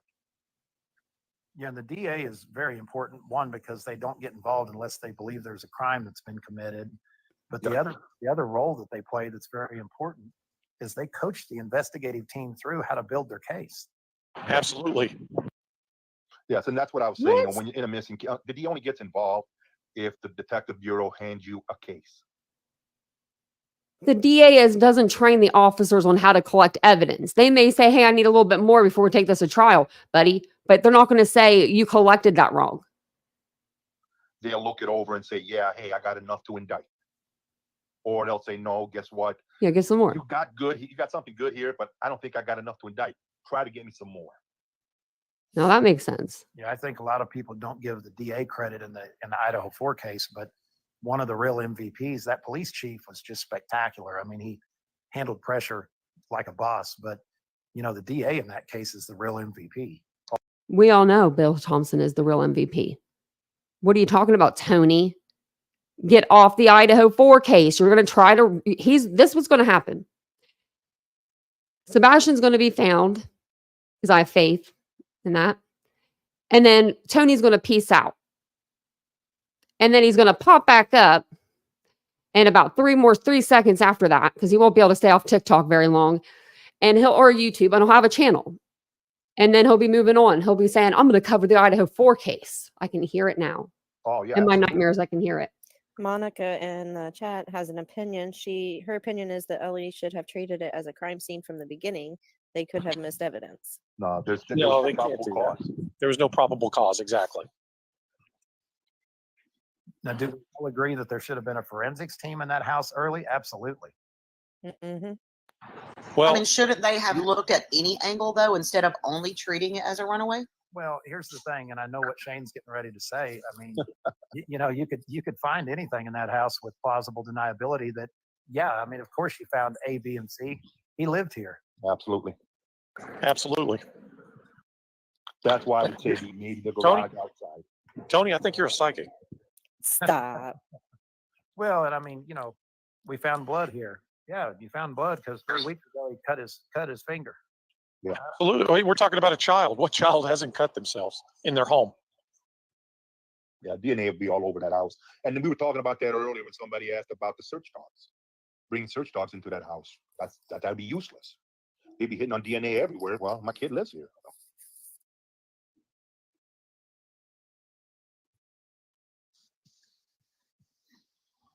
Well, yeah, if it's a large amount of blood, but you know what? If I'm not mistaken, correct me, Tony. Didn't a police officer do a walk around in the house when he first arrived? Yeah, they've been all through that house. Yeah, so if there would have been a pool of blood, they would have noticed it. Yeah. And that right there, now that right there could have given probable cause. Absolutely. I think they said they went into the closets, they went into the crawl spaces, the attics. I mean, they've been through the house. Tony, do you know if they've been through her car? I don't know that. I saw a statement they released talking about how they've been all through the house. I can't speak to the Oh, car. got you. I mean, Okay. I think it would be, you know, everybody's talking about the camper, and again, Like, come I mean, on. the problem with the case. They've checked the house, they've checked the cars, they've checked the camper, they've checked her work van. This is all very, very easily things that the cops would easily do. They're not corrupt. They know what they're doing. Come on now. Do you think they checked their cell phones? Think like they checked this, the car? To CP's point that it's, you know, something that people might want to study. I mean, what are they outside of looking for him or his body? What are they looking for in a camper? It's the same situation as the house. Right. Yeah, the only thing I would say in the car would be a little bit of forensic saying, okay, what did he sleep in at night? And do you find that same material in the car? Yeah, and the plausible deniability there is that, well, that was his normal sleep stuff. And Exactly. That's there's a lot of times the issue you'd have. Does he Yeah. wear that often? No, but that's what he wore last night. Well, that's a different story. Right. Yeah, we used to go all the time in his pajamas up to get ice cream. you know? Well, look at the situation with his shoes. That got brought up. Yeah. And they specifically said that he goes nowhere without his shoes. Again, and it's, I believe, you know, look, I think Tony said it also. When you're a DA, you want to have solid evidence to present in front of a jury. Okay, because you represent this evidence, whether it's for whatever, and the jury comes back with a not guilty verdict. Now they're protected under double jeopardy. Well, let's also say, Delta, you know, law enforcement had to treat this at face value for what it was until they get evidence that proves otherwise. This case was opened as a missing child. Do they suspect that there's foul play? Absolutely, but you can't just assume that and do it. You know, I think you're guilty. Let's just charge you. It doesn't work like that. And anything that law enforcement says and does after they've stepped foot onto that property and took that report is susceptible to any attorney that defends them or in court for whether they were involved or not, that whether they walk or they get, you know, or they end up in prison. They've got to be careful on what they say and do. Yep. And again, Spartan dude, you say DAs don't like to. Actually, nobody likes to lose in court. Not even great attorneys. I mean, yeah, nobody likes to lose. I mean, come on, Delta. Let's play devil's advocate here. You're a defense attorney. I mean, the first thing you're going to do is see what evidence we have, and then you're going to see what evidence you can get thrown out. We'll do that during discovery. Absolutely. And all that. Let's look at the and I don't want to compare it to this, but it's the one case that everybody probably knows about. Look at the situation with the O.J. Simpson trial. They had quite a bit of evidence, but your TikTok audience is not going to know who OJ is. I barely know OJ. And I'm 38. And I watched the trial. My dad made me watch it. We were videotaping it, VHS. Couldn't watch anything else back then. If you were recording something on the TV, y'all were watching whatever was being recorded. So we watched the OJ trial. they also had a bunch of evidence that got thrown out because of the way things were done. Right. The way it was handled. Yes. And the very checkered background of one of the detectives. These guys even barely know the case, and they're of age to know all about it. Right. Yes. And I want you guys to know that that Well, I was a think there was personal a corrupt friend of cop mine that somewhere in there. Mark Furman? Well, maybe. I actually knew, Detective Mark Furman. He lives up there in Idaho. When I was living in Washington, I used to travel, but he was somebody, we weren't best friends. We weren't great friends. We were associates. We knew each other. And I want you to know that, yes, he had a checkered background, but understand that he was actually a very, very damn good detective. And it wasn't because he was corrupt. He just didn't do things perfect. Like, you get comfortable when you're working as many cases as you can imagine, that he was working in Los Angeles. And are mistakes made? Absolutely. Do other people of law enforcement come in on crime scenes and mess up? Absolutely. But guess who's going to look bad? It's always going to be the detective that's working the case. It's really going to look bad. Yeah, and if I can, Shane, and correct me if I'm wrong here, guys. If again, a detective, if he's a great detective, he's a great detective. Could he have been a racist? That's got nothing to do as far as his work skills. And I'll tell you factually that case in itself, not to get off of this case, I will just leave it at this, that there was no case in history then and since then that had more evidence that not just pointed to the suspect, but actually implemented the suspect than the O.J. Simpson trial case. What? I agree. What? Hold on. Well, Hold up. Hold on a second. What's her name? Lizzie Borden. Wasn't her freaking DNA all over the house?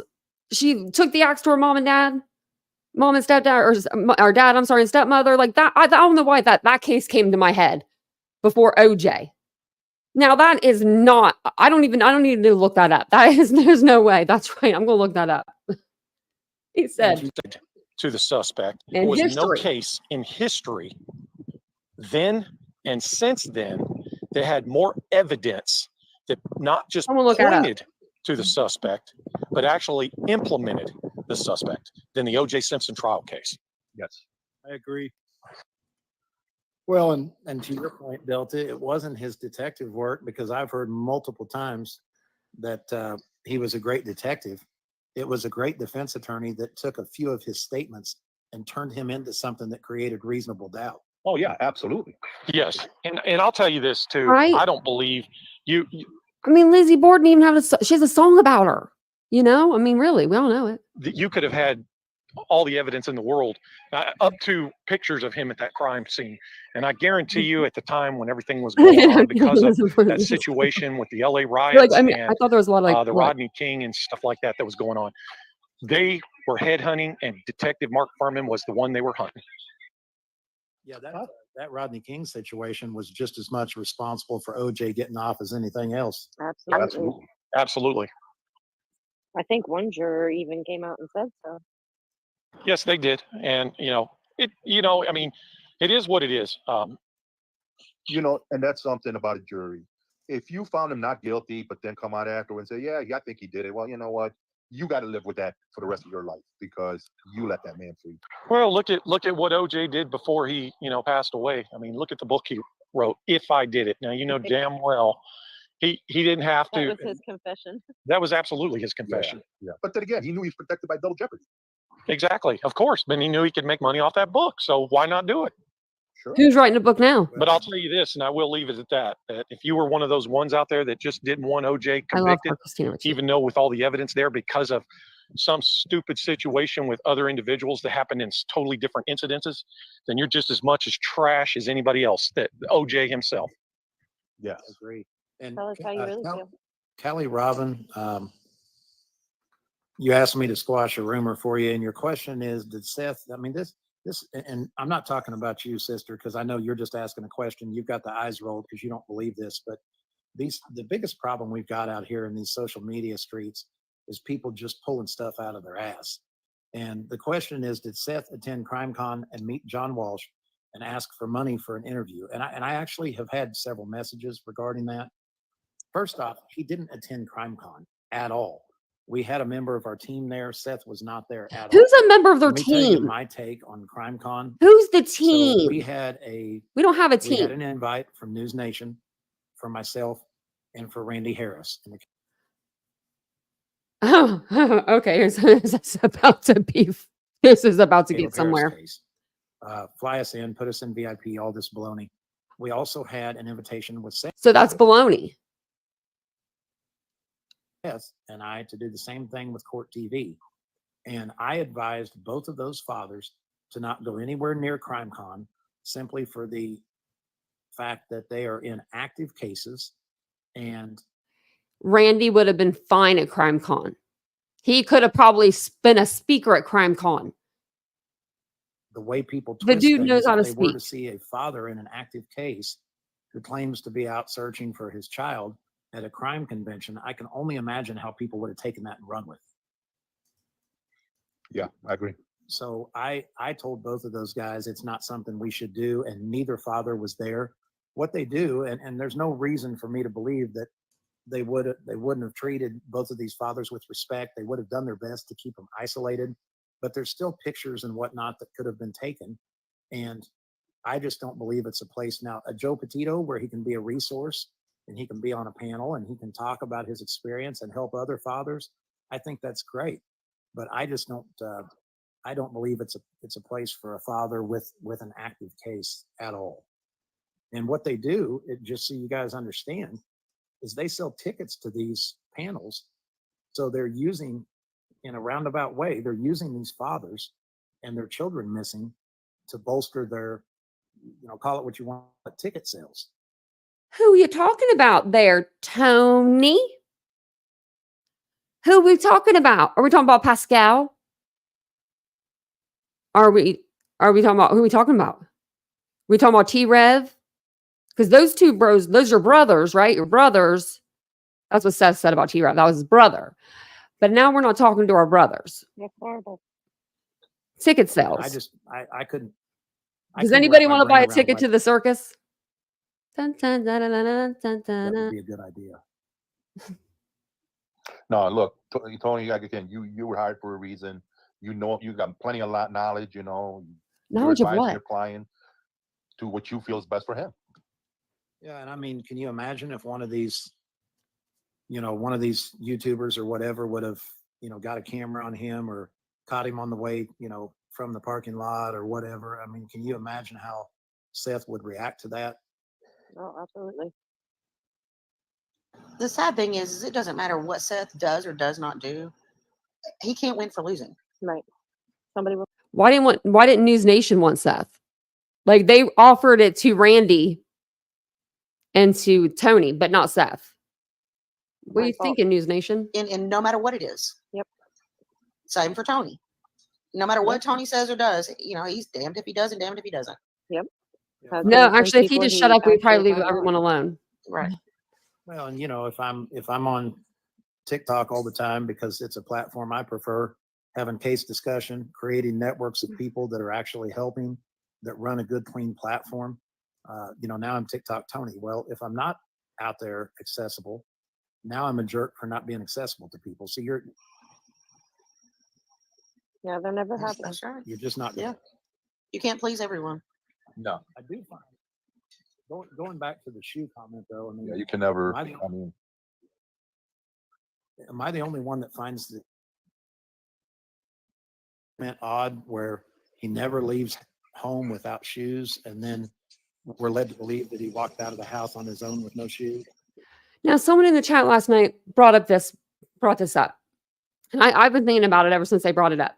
What if Sebastian, okay, let me think of how they worded it. They said, what if he had gotten his shoes out of the trash and they were his old shoes? Like, what if he did do that? Like, even if they were too small for him a little bit, they might have been his comfort shoe with him, being autistic and having sensory problems. Maybe he liked those shoes. So, because they were saying that they had just bought him these new boots. Remember, Seth was like, I took him to Boot Barn and we picked out these boots together. So I'm wondering if he had ever gotten those shoes. I think he still had the shoes. So I don't think he had ever gotten them to Katie. So I don't know if Katie was maybe planning on throwing out those shoes though, because maybe the next weekend Sebastian was going to go to his dad's and he would have new shoes, and he already had in a couple other pairs at the house. But whoever brought that up, I mean, it is a good point. They could have been in the trash. He could have had shoes in the trash. The next morning, the trash would have been taken and they would not know for sure if he had them on or if he didn't. But I guess if that was a possibility, they'd probably put that out. No, not I at would all. And I say. think my theory on that is I feel like they planned everything out to a T, and that is the one detail they forgot to include in their plan. So when they were asked what was he wearing, it was a oh crap moment that we forgot about shoes. Yep. So now we got to say he went barefoot. Yeah, but let's back up. Let's back up. I thought of that too when I heard that. What I find interesting is that they could have easily said, "Oh yeah, he had a pair of shoes on," because nobody would have really known any different.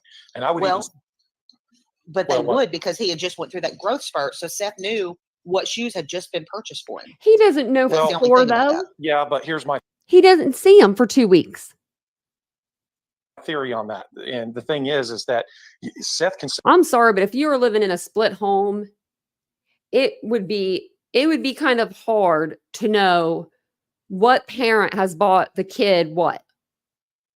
Like after a while, I would think that, you would just assume the other parent bought the item for that, you know what I mean, for the kid. say that all he You wants. might see like a new shirt, but you might not think, oh, like, look, you know what I mean? Like that's not his shirt. Like surely you would think that, just the other parent bought it. Coming from his house. You wouldn't need to address But it or what anything. goes on at my house doesn't necessarily mean he knows exactly what's going on. Well, apparently they had just had a conversation about it because Seth had just bought him a pair of boots. And she had, I guess, told him that he only had 2 pairs of shoes at the time. And then so Seth bought him another pair. So I okay. guess. Okay, Yeah. well, see, that's something I was not aware of. So yeah, Right. okay. And And did that- she I'm sure she told the police, that he's barefoot. And I'm sure he would have been asked, okay, how do you know he's barefoot? She said all shoes are accounted for. Right. Yeah. And she could have easily just said, I bought him a pair of shoes the day before and they're missing. But like I said, I think it was a oh crap moment that they were kind of backed into a corner. Well, yeah, They because- forgot to plan that one. because they already had their story mapped out. Yes. Right. That makes sense. Reading through the comments here. Yeah, because nothing else about that makes sense to me, just like what Shane was saying. So that's the only thing plausible in my mind that would be the reason why they said he didn't have shoes on. Now let me ask 2 questions here. One, how big was Sebastian? Did any of the parents still ever pick Sebastian up? He was 5'5" and about 120 pounds. Okay. Size 10 and a half shoe. That would be Yeah. no then. Because my Yeah, next 10 and a half question was shoe. going to be, how many times has a mother picked their child up, picked them up out of a sleep with no shoes and left in a hurry? But that would make sense because that's set in stone. They're not going to pick that child up and carry him out. DJ wants to know, did they ever say if Sebastian had socks on? I've never heard that said. Saying what? I've never heard them say if he had socks on or not. Yeah, I never heard that. I mean, that question has even been asked of Seth, were all of the socks at Katie's home accounted for, and he didn't know the answer to that.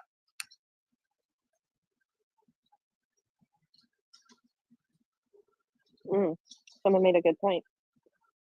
Judy Short said the mom couldn't carry him, and don't you think the stepdad could? What's that? Yeah, I think he could, but I also think she could have. You do? She was in the Navy now. I think she was in the Navy, and it's alleged that she was in martial arts. So yeah, I think she could. Well, my question would be though, why would you think that she wouldn't just normally, if she was going to leave with him, she wouldn't just wake him up and say, let's go? Why would she pick him up? And again, correct me, Kayla, if I'm wrong. Okay, the question is no, but if both CP and KP were both home, I don't think the stepfather was home. It was just Miles. That's what they say, but he slipped up a couple of times and said we. I was going to say that's the story that they're telling. Right. Well, let's just say when law enforcement showed up, she was the only one there. Right. At that point. But he slipped up in an interview. They were talking about the window and, if he could have gone out a window, and they said the screens were on the window and that he would have stepped onto mulch and bushes if he had climbed out of his window. And CP made the statement that we would have heard him. Right. And think of this, guys. I think that the reason they're saying that he was there and then he was just poof gone. Yeah. That's a story that you could stick to that you wouldn't have to really think about. Mm-hmm. Whereas when you start getting detailed in your lies, you got to be real careful. Yeah. Yeah, he did slip up a couple of times, Spartan. Yeah, there's a lot of theories now. Was he home? Could they both carry him to the car? She drove halfway. He took him out of the vehicle. She headed back home. Oh my goodness. Like you said, K-Jen, an open phone call. Like, are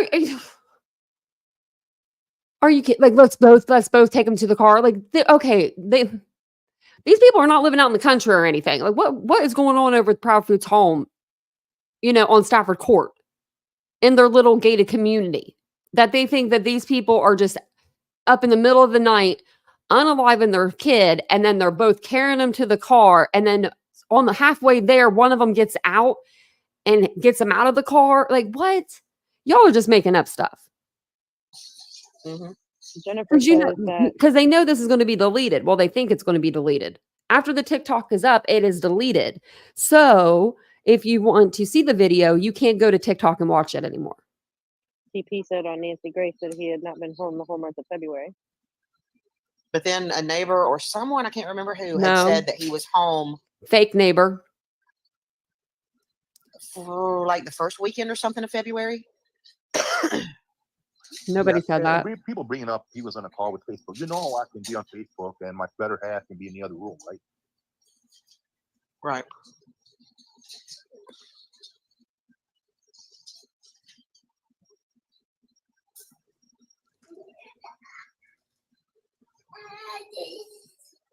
Again, that's a possibility. Past it was past and the last one, all that. Yeah, absolutely. Yeah, but that's a theory.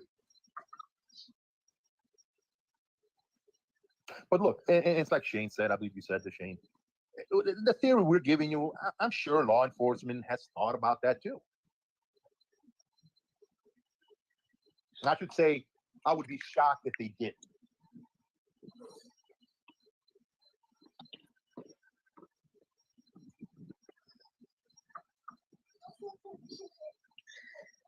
One of the things that would come to mind for me is, when the parents were painting a story that this child was just gone, one of the questions would definitely be brought up is, could he have run away? And with that being said, the first thing that I would ask is, where do all the family members live? I would want to know everywhere the family lives. And is it a possibility that he ran away to one of these family members? You don't think the cops have already looked this stuff over a few times? So these are things that would be looked at, not necessarily, but they would be questioned.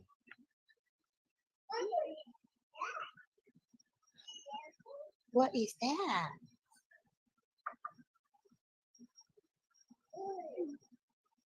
Somebody brought but do you know if he had a backpack that he used? I think they said the backpack was still home. Yeah, my understanding is that the backpack was still at the home. The only thing that I remember her saying that was unaccounted for was a flashlight.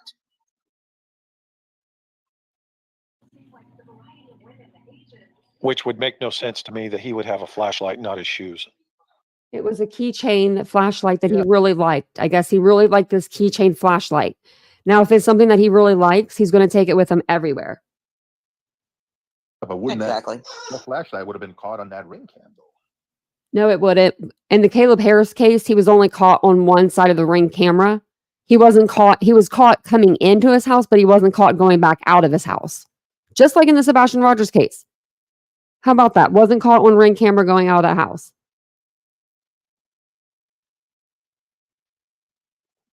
I mean, at least with her knowing surveillance and stuff, she probably would have suspected that a light would have shown up at some point, and maybe that's why. Or maybe she knew of a light that was going to be shining at a certain point. So she had to say that he had that. I'd like to know from neighbors if it was always natural and normal for them to not have their outside lights on, or if it was just at night. Oh, I guarantee the law enforcement canvassed the neighborhood and asked questions. Well, they did say they had those two floodlights on. They said that in one of their interviews on the side of the house.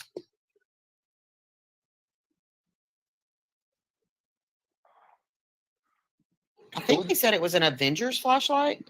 Yeah. I never heard that part.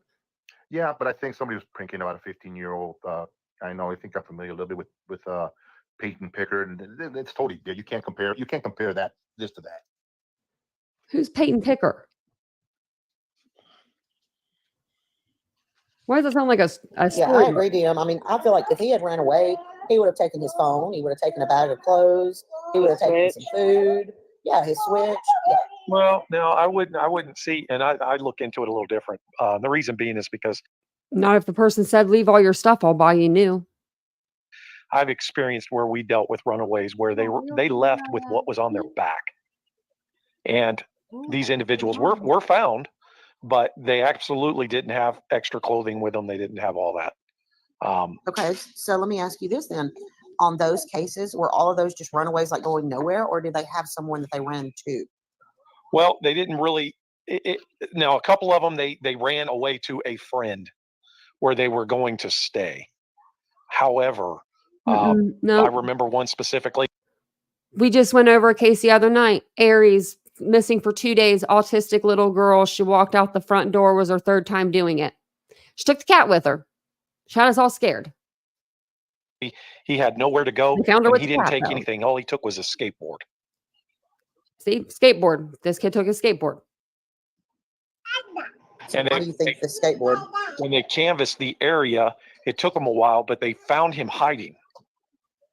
Hmm. But he had left a note saying that he was going to run away. And basically that was it. And you would have expected him to have taken more than what he took, but he didn't. He took the clothes on his back and his skateboard, and that was it. Right. So, like DM said, do you think that was because it was a favorite possession? What would you guys take with you if you could only take one thing? Just one. And it can't be like your significant other. Just one thing other than them. Because, I'd have to say Vincent, but the thing about that, if you can only take one thing with you, I'd probably have to take my cat. Sorry, girls. Possession? Yeah, probably, most likely. Okay. So with a child like Sebastian, who, his whole life pretty much would be based around routine, would you think that it would be possible for him to just run off without taking something with him? I mean, I know your answer. I'm just saying that's subject to debate with each and every one of us are different, And I would say that, my opinion with everything that's going on, I don't think he's a runaway. That's why. Right. I just don't. And I don't either. Sometimes I just ask these questions because I see the comments and, I already know the answer and I already know what I feel on it, but. Sure. Well, let me ask you this, Shane. What would be the difference between a regular runaway and a person with autism that's running away? Well, I want to say this, we understand this. When I first heard it, I felt automatically it wasn't a runaway, right, with the fact that he had autism, but because he's a high functioning autistic child, now there are situations where I've heard of this with high functioning children. However, they still didn't quite have the mental, what's the word I'm looking for? They didn't have quite the mental, to be able to think far enough ahead to make it a plausible and actual, what I would consider an escape. It was more of a, well, I'm just going to run, I'm going to run over here and do this, or I'm going to go to my favorite spot. Whereas some of your other children have a tendency to run off with a friend. So I don't feel that he had the force. I'm still thinking of the words. I don't think he could foresee too far enough into the future that he could think it out that well. Right. Right. Yeah, and somebody in the comments, Jess, yeah, you're right. Could all parents be innocent? Again, nobody's been convicted, so. They could, but they're not making themselves look innocent. It's not looking good. Right. Well, let's just say, let's look at the evidence. I'm looking at the parents. I could care less their name, who they are, or where they came from. I'm looking at the evidence, and the evidence, in my eyes, my opinion, my experience, mom knows the answer to this. She knows exactly where this child is. Oh, absolutely. There's no doubt. Absolutely. And she was the one responsible for him. She was the one that, admits that she was the only one with him. So the answers lie with her, regardless of how you spin it. No, my Lord have mercy. I would really hate for these people to have to go through a missing child. I would really hate for that to happen and have the whole internet speculating that you did something, because Katie knows she was the last person there. She was the last person with Sebastian. So of course everybody's going to point their finger at her before they point their finger at anybody else. Seth came out on this platform and he made himself more likable to people. You know, he was the victim. He played the victim card. Chris is like he just kind of says what he wants. And I appreciate that though. I really kind of do. In this case, I kind of appreciate when people are just straight honest with us. And this is almost over. This is like 5 more minutes, I think. What's it going to take for her to talk, though? What's it going to take for her to talk? I think it's going to take Getting her away time. from CP. Yep. Take time, get her away from him. A plea bargain? Possibly.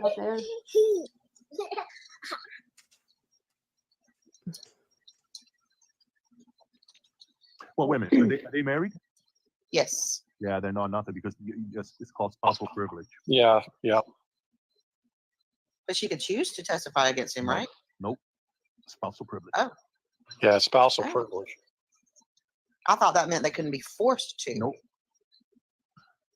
Well, now she can come forward and admit. That's Yeah, what I'm saying. Call forward and admit anything you want, but you cannot Right. be forced to testify against them in court. Right. Right. That's what I was saying. They So you can't can't- force her to, Well, even but she can voluntarily. choose to. No, because now when spousal rights work both ways. Right. But if she wanted to come forward and She say can come something, forward, but not in court. right. Not in court. Right. Yeah. Right. She can go to the police department all She day can- long. Yeah, What absolutely. She can So sit. then anything she says wouldn't stick then? No, but it can help them. It would help the DA dig deeper, look at a different angle. You're absolutely wrong about that. Well, let's They're basically looking at stuff now that they weren't looking at before. Well, let's say this. Let's say she comes forward willingly without pressure. And she says, well, yeah, this is what happened. And then their investigation concludes that they're able to find this child one way or the other. And then that can prove her point. It can prove that she most Right. likely is telling the truth. But if she was the only person that came forward and the only thing that had any kind of evidence or anything, then they would throw that out. Well, there's nothing to throw out. They can use her whatever she says in an investigation. Yes, And they're that not. investigation leads to evidence. I'm going and to tell leads you, to this then, guy yeah, doesn't they know what can he's talking take about. Okay. that. This guy's not very smart. Spousal privilege, also known as marital privilege or husband-wife privilege, is a law that protects private communications between spousals and prevents one spouse from testifying against the other in legal proceedings. It applies in both civil and criminal cases and can cover communications made during a marriage, even if it ends in divorce or the death of one spouse. So it's just recognized by the law of evidence and the Supreme Court to protect private spousal communications and prevent any testimony against a spouse from being used in judicial proceedings. But if you want to talk, you can talk. But they got to connect the dots in an end around. Right. So, which, I mean, I don't think this is going to happen, but let's just say, what if they were to get a divorce? Could she testify then? And could Yes. that be used in court? Yes. No. Absolutely. Spousal privilege. Even though they were No. married at the time? It it happened? just said that. Spousal privilege does not apply in access. Okay. Even though they're Yep. married at the time. Okay. Yep. Okay. Yep. Once you get divorced, the spousal privilege ends. Yes. He's not going to let her ever, he's not going to ever. Says here, can cover communications made during a marriage, even if it ends in divorce or death by one spouse. Good golly. Give her a divorce then. We only got a minute left. Well, that's if we're speculating that he did have anything to do with it. I mean, come on. Right. No, I'm just We saying. know he's not covering for her. I understand. I'm just saying. Devil's advocate. It wouldn't be the first time that the mother was totally, the boyfriend or the husband didn't want something to do with an ex child and did something behind his back, even if he knew after the fact that she had something to do with it, but it wouldn't be the first time. Right. No, I know. I'm just saying in this case, with his family and his reputation, I don't feel like there is any chance whatsoever. That was the end of it there. They were just talking at the end, and Tony wasn't even up on panel anymore, but I just wanted to keep continuing to cover it because I wanted to see what they were going to say. I caught half of that live prior to coming in on this one, and I was just like, are you guys kidding me right now with what they were saying? I really I couldn't wrap my head around it. The way that they just talk about the other parents as if this is like a video game or a Sims game or something that's not real life. They're bringing the background drama to the forefront, and it's not a good look, you know? It's just not. Yeah, we're done with that. But I had to show you all that because it was just, I was like, what is going on with people? What is going on? You told your wife to stay off the internet if she doesn't like what you're doing on the internet. He said, if you don't like what I'm doing over on TikTok, just get off of TikTok. Well, okay, okay. Yes, sir. Doesn't look like his following has went up in the Sebastian Rogers on the TikTok page because it doesn't have any dang videos up on of him. Now let's look for Tony Mathis. Let's see if he's grown any. Nope, he's still got the 36 followers. So the one video, maybe he'll get TikTok famous or YouTube famous. Yeah, some of his gets downright painful to watch. Yeah, some of it doesn't. Yeah, it does. Yes, let Sebastian be found. I really, really, really hope. I hope that he's found. I hope that he's found quickly because we need answers. It's been 100 days, guys. 100 days today. 100 days since Sebastian went missing. Sebastian Wayne Drake Rogers. Let me grab. Did I take the flyer off? Probably did. I probably did. I didn't mean to. Oh, I've got everything else up here. No, I didn't. Try here. I'm going to go ahead and pop his picture back up. That way we can talk about him for a minute before we jump off the live. If I can find where I put it. I have a bunch of like updates to do. There it is. It was the last one, of course. But Sebastian Wayne Drake Rogers, cutie. If anybody has any information about Sebastian, of course, call 1-800-TBI-FIND. He is 15 years old. He's missing out of Sumner County, Hendersonville, Tennessee. He's 15. He's 5'5". He's 120 pounds. He has brown hair and brown eyes. And if you've seen him, please call somebody. Call Sumner County Sheriff's Office or call 1-800-TBI-FIND. Hopefully, he's found very, very soon. Whichever direction this case goes, I just hope that the family gets answers because they deserve answers. No matter what happens or happened to Sebastian, his parents deserve an answer. He deserves to be found and he deserves to come home and live out his teen years. And I really don't know how I feel about this case. Like, I don't usually you'll get like a feeling or something, if they're like, if you think they are still around or not. And in this case, I don't have that feeling that he's gone. I don't have that feeling, but I don't know, Sebastian, but I don't have that feeling that he's out there, not like discovered, if that makes sense. I feel like they did their due diligence, but then again, maybe they didn't because at the beginning of this case, it was probably a free for all, I'm sure. With all of the YouTubers that flew in, all of the TikTokers, all of the, the mess in the beginning, the United Cajun Navy, you, Vlad, all those people coming in and out. I mean, and Sebastian has gotten lost in the mix. Oh, you're welcome. Have a good night. Okay. I got it. No clues or no sightings. Yes. See, and I don't know, sometimes, usually with cases, I'll in my back of my head, I'll be like, oh, that person, something probably happened to them, or, you have a thought as a human, you have thoughts. But with Sebastian's case, I don't know. I just feel like he could be out there and he literally could just be hiding.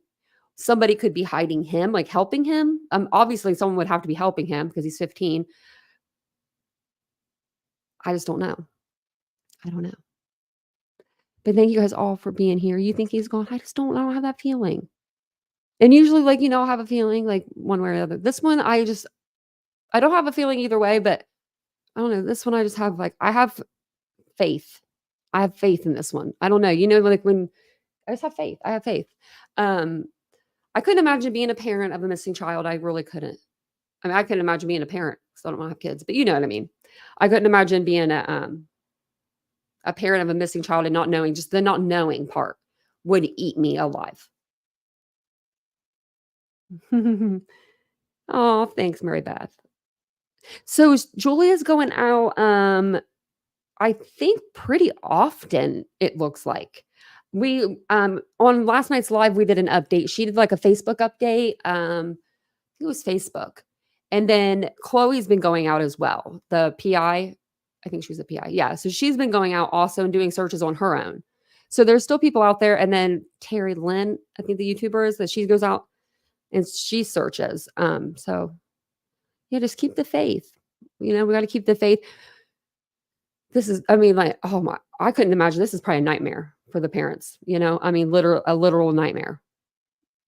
Having to deal with all of this when, something as tragic as losing your child, that should be what's on everyone's mind, but it's crazy. But thank you guys all for being here tonight. I do appreciate it. Thanks for coming in, stopping by. If you guys don't mind, subscribe to the channel, hit the like button. We do talk true crime daily here. That's our thing. So if that's your thing, go ahead and hit the subscribe button. But thank you guys all for being here. I will be back tomorrow night, same time, same place, all that good stuff. Have a wonderful day or evening, and I will see you guys all tomorrow. Bye, guys.